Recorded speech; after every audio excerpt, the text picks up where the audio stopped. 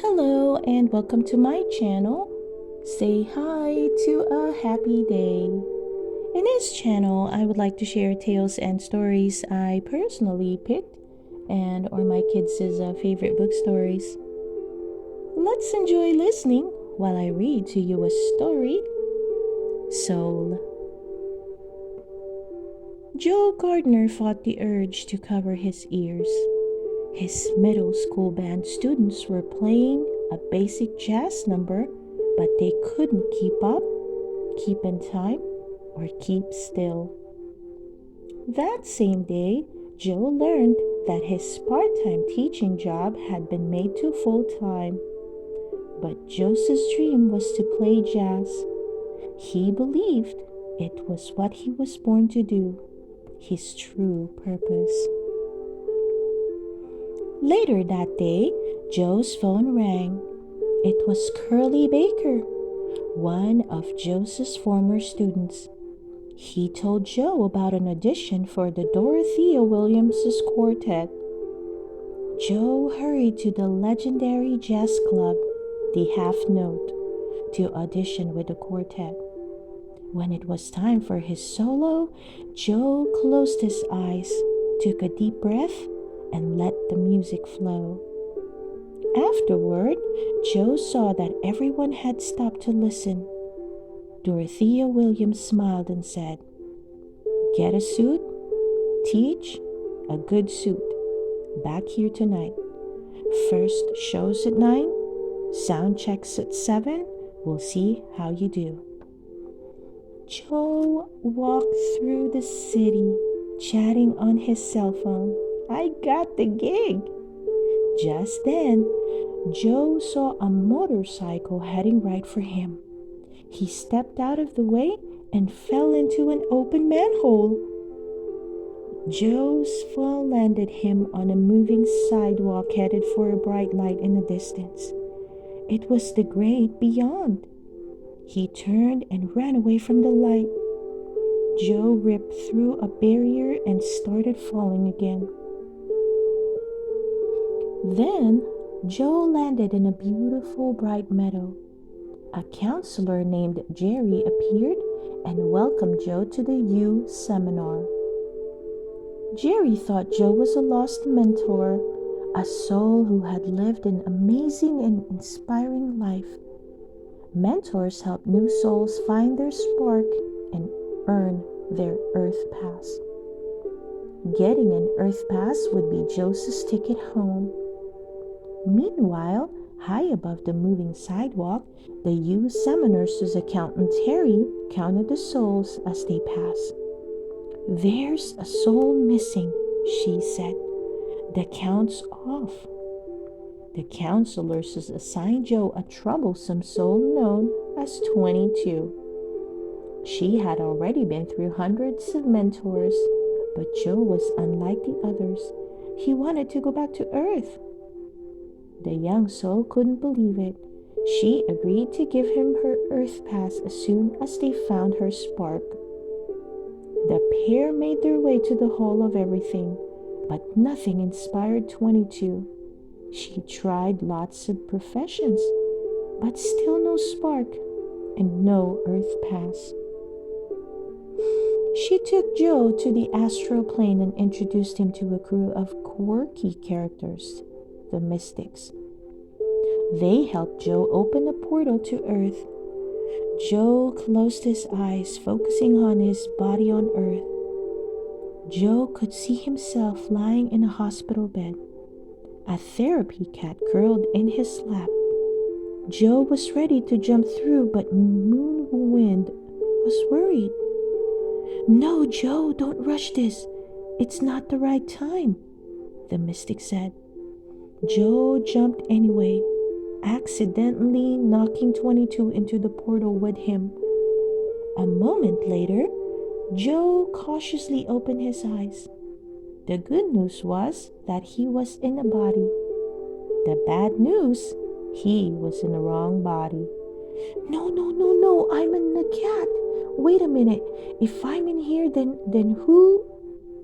Joe looked at his body and realized 22 was in there. She was horrified. I'm in a body? No! Joe did his best to stay calm. This was all Moonwind's fault, he decided. Okay, Joe said. Gotta find Moonwind. He can fix this. After escaping the hospital, Joe and 22 ended up on the streets of New York. The two soon found Moonwind spinning his sign at an intersection. The mystic promised he would get Joe back in his body. See you at the half note at 6:30. I'll take care of everything, Moonwind said. Once they got to Joe's apartment, there was a knock on the door. It was Connie from Joe's music class. She told Joe that she wanted to quit the trombone, but when Connie played, it was clear she loved music. Inside Joe's body, 22 was feeling something she'd never felt before. Inspired. I'll help you, 22 said, but I want to try a few things while we're here. If Connie can find something she loves, maybe I can too. Later, an unexpected gust of wind knocked Joe's hat off. As 22 bent over to grab it, Joe's pants ripped at the seam. There was only one place where they could go get the pants fixed in a hurry. Joe's mom's tailor shop. For the first time, Joe was ready to tell his mom, Liba, exactly what his dream meant to be. He leaned and told 22 just what to say. Look, if I'm doing what I love, no matter how hard it is, I'll be fine. Liba listened and smiled. Then she opened the closet and pulled out a surprise. Joe's dad's suit? As Joe and 22 waited for Moonwind outside the half note, 22 watched a maple seed slowly spin to the ground. Maybe she hadn't found her spark in the hall of everything because her spark was walking or sky watching. Joe didn't think those were real purposes. He told her she would have to keep trying to find her purpose when she got back to the U seminar. Upset, 22 ran down the street and ducked into the subway station. Joe was right behind her, meowing furiously. Then out of nowhere, Terry appeared.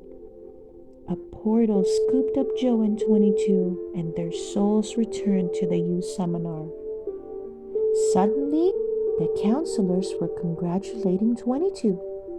She had earned her Earth Pass. But the young soul still had no idea what her spark was. She handed Joe her Earth Pass.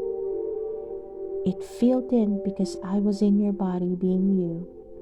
It's your spark that changed it, not mine, 22 said.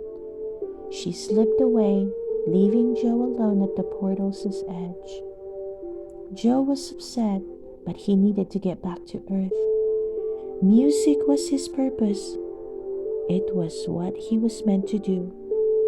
Joe took the Earth Pass and jumped into the portal.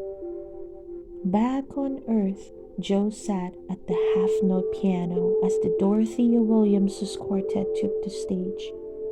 He played perfectly, but later after the show, Joe felt unfulfilled.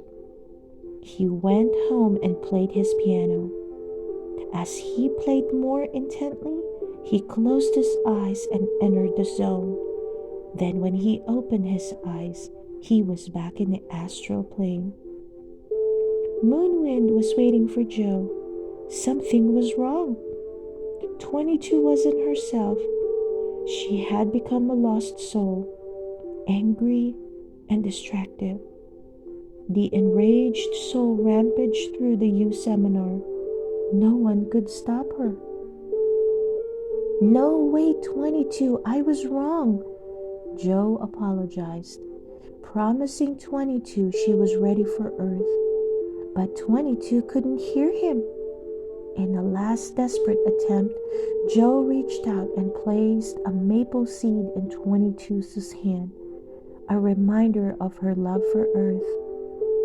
Joe gave 22 back her Earth pass and walked her to the edge of the Earth portal. She and Joe leaped into the portal, and 22's Earth pass began to glow. He smiled reassuringly as she let go of his hand, and Joe returned once more to the great beyond. Joe was back on the moving sidewalk when Counselor Jerry stopped him. Joe had inspired all the counselors, and they had a special gift for him. An Earth portal materialized beside the sidewalk. So Joe took one more fateful step, unsure of what lay ahead, but prepared to appreciate each and every moment of his wonderful life. The end. I hope you enjoy listening to this story. So please don't forget to hit that like button and subscribe to listen to more of our favorite book stories. See you soon.